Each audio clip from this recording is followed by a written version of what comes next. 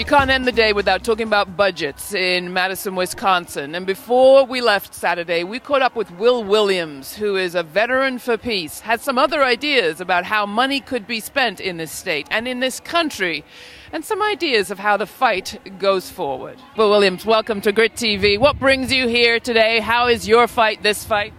My fight is this fight because this country has been going the wrong direction, not just the state, but the country.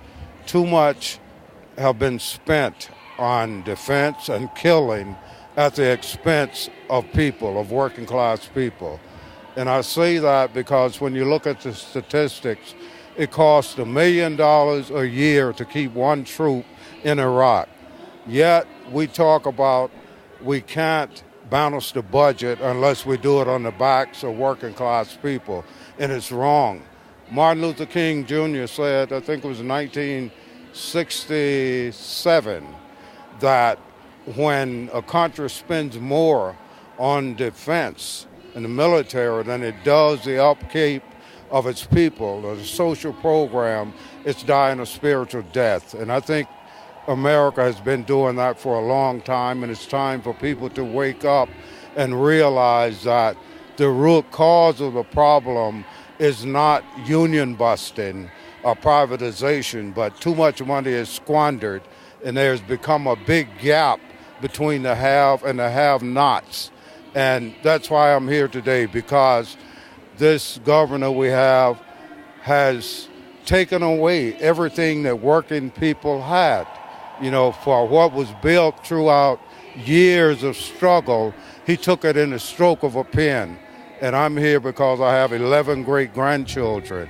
And I believe in the old saying that we don't inherit the earth from our ancestors, we borrow it from our children. So if we don't fight this fight now, what will we leave them? And I want to see it a better place than what I was born into.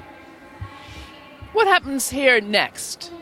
After these crowds go home, after business starts as usual again in the State House?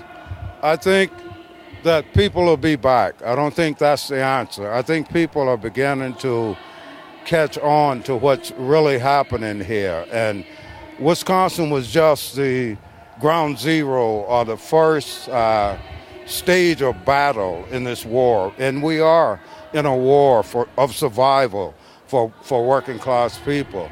So I think people will come back and they'll see now that they must get a grasp on what's going on, that people have power. They do have the power to bring change, and we can't depend on politicians to do it. Like, I'll say, people shouldn't get so happy when Democrats get in control, because they too have not given us what we really need. And I think until the time people get in control themselves and force the elected officials to do what should be done for the betterment of not only people here, but people throughout the world, that we'll have these problems one state after the other. In other times, we've seen encampments of soldiers looking for their benefits, soldiers looking for their rights. I'm thinking of the 30s, the Benefits Brigade. Where is that today? Where is that spirit today of men like yourself who fought for the country, reminding us we owe something more than this to you? Yes, well, Vets for Peace did march in D.C. where they chained themselves to the fences. They're doing it again, I think, on the 16th of this March. But I'm trying to get something started here in Madison where it'll be more like the bonus march in the 30s, where veterans will come and pitch tent and camp out until we start getting our rights, and not just the rights for the veterans, but for all people, because when we go to war, it affects not only us, but it affects our loved ones, our families, and it's something that shouldn't be. We don't have a reason to keep going and fighting for corporate interests, and that's what it amounts to, corporate greed.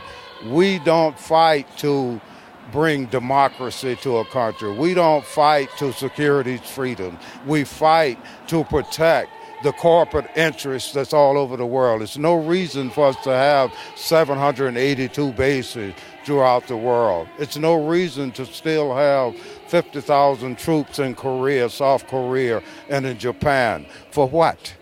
And it's corporate interests only. And today, I felt like Egypt, what I saw on TV with Egypt, that people are finally waking up and realizing that, hey, we got power and we should do the right thing, and that's force the politicians to do what is best for the people. That's what we elect them for.